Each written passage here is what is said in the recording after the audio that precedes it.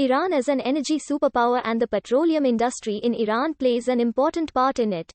In 2004, Iran produced 5.1% of the world's total crude oil, which generated revenues of $25 billion to $30 billion and was the country's primary source of foreign currency. At 2006 levels of production, oil proceeds represented about 18.7% of gross domestic product. However, the importance of the hydrocarbon sector to Iran's economy has been far greater. The oil and gas industry has been the engine of economic growth, directly affecting public development projects, the government's annual budget, and most foreign exchange sources. In free 2009, the sector accounted for 60% of total government revenues and 80% of the total annual value of both exports and foreign currency earnings. Oil and gas revenues are affected by the value of crude oil on the international market.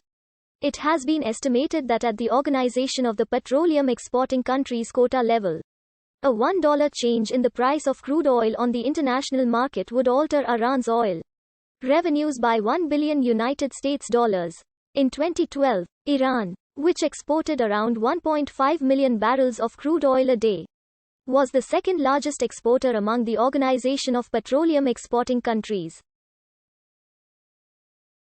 In the same year, officials in Iran estimated that Iran's annual oil and gas revenues could reach $250 billion by 2015. However, the industry was disrupted by an international embargo from July 2012 through January 2016. Iran plans to invest a total of $500 billion in the oil sector before 2025.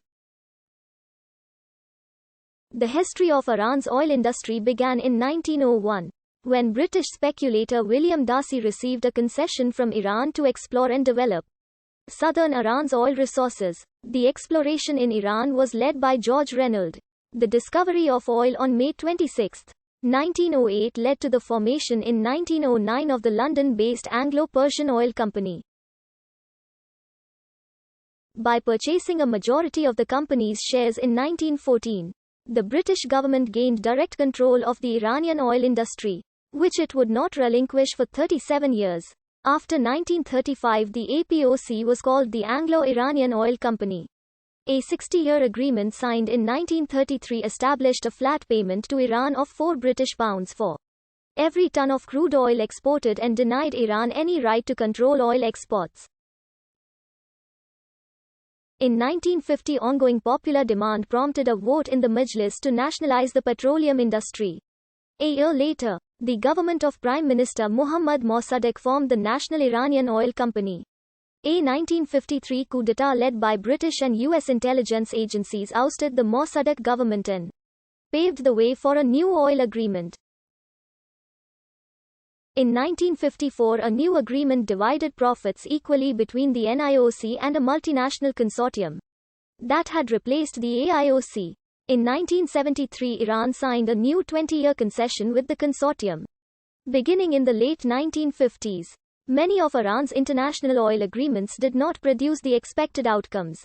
Even those oil companies that managed to extract oil in their designated areas contributed very little to the country's total oil production. By the time of the Islamic Revolution of 1978-79, the five largest international companies that had agreements with the NIOC accounted for only 10.4% of total oil production.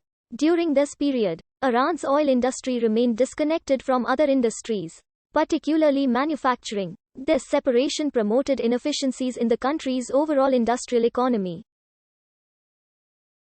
In 1973, at a time when Iran was the second largest oil exporter in the world and the Arab-Israeli War of October 6 to 25 was pressurizing the price of oil, the Shah of Iran told the New York Times, "Of course the world price of oil is going to rise.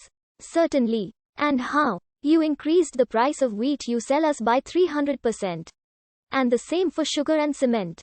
You buy our crude oil and sell it back to us, refined as petrochemicals, at 100 times the price you've paid to us. It's only fair that, from now on, you should pay more for oil. Let's say 10 times more." Following the revolution, The NIOC took control of Iran's petroleum industry and cancelled Iran's international oil agreements. In 1980, the exploration, production, sale, and export of oil were delegated to the Ministry of Petroleum. Initially, Iran's post-revolutionary oil policy was based on foreign currency requirements and the long-term preservation of the natural resource. Following the Iran-Iraq War, however, this policy was replaced by a more aggressive approach, maximizing exports and accelerating economic growth. From 1979 until 1998, Iran did not sign any oil agreements with foreign oil companies. Early in the first administration of President Mohammad Khatami, the government paid special attention to developing the country's oil and gas industry. Oil was defined as intergenerational capital and an indispensable foundation of economic development. Thus, between 1997 and 2004,